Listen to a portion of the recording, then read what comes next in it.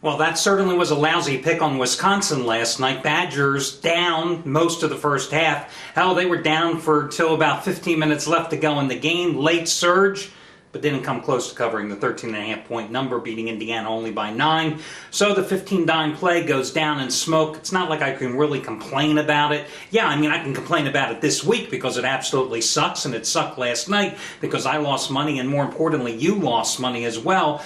But then again, when I look at the overall body of work with the 15-dime releases in basketball, both college and pro, 20 out of 28 over the past 2 years combined, including 12 out of 16 so far this season.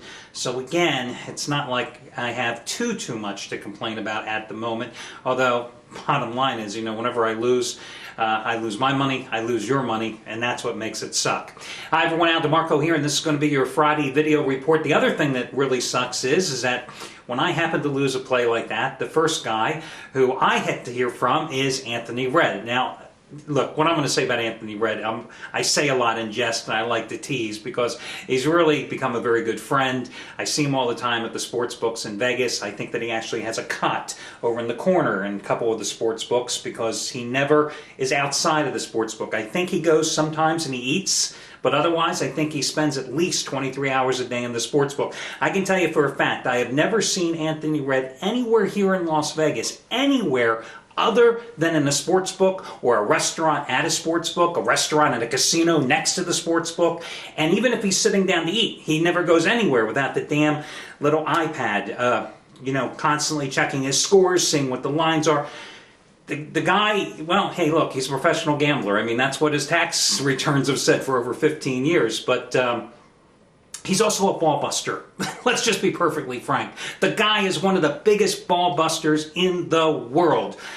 2 nights ago, I had a best bet in the NBA. I foolishly took the Lakers against Dallas. He had the first ever 100-dime play of his college basketball career on Virginia against Boston College. I lost, he won.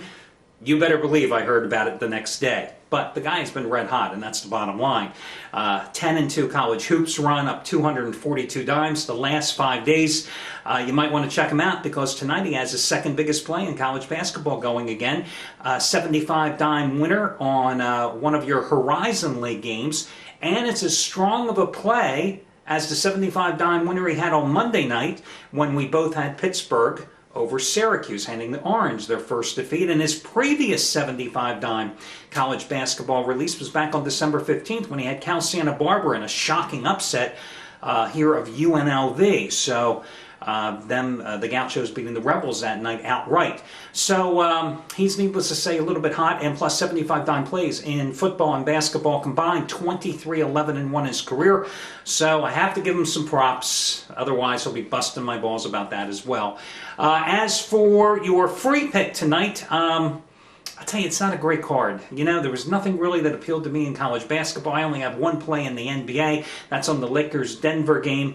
My free pick tonight, I'm going to go with the Phoenix Suns. The Suns at Washington, it's a virtual pick'em game. You might get the Suns laying one or getting one. It doesn't really matter in this contest. Listen, the Suns have won 4 in a row. And what impressed me is that earlier in this week, they went to the Garden and they beat the Knicks handily in revenge, 129-121, in a game that really wasn't even as close as that final score indicated.